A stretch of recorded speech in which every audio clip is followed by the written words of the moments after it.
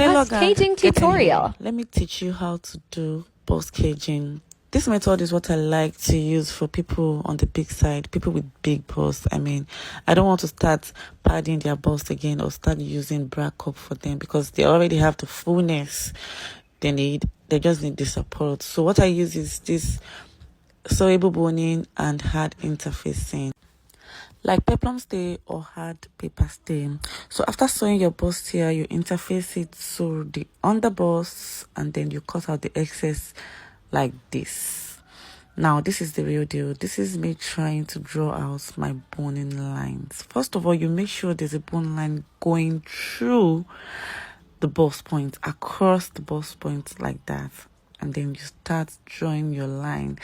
This is quite tricky because you have to draw your lines according to your neckline, to the neckline you're making for the clothes. This is a sweetheart neckline, so you can see that I followed through. When doing your bust caging, you have to make sure that there's a line going across your bust point and your underbust. Very important. So after drawing your horizontal lines and vertical lines, then you go ahead to sew your boning on it. Now this is what it looks like after sewing the bones on it. Let me know if you found this helpful and if you have questions. I'll be dropping more tutorials like this, so make sure you follow through.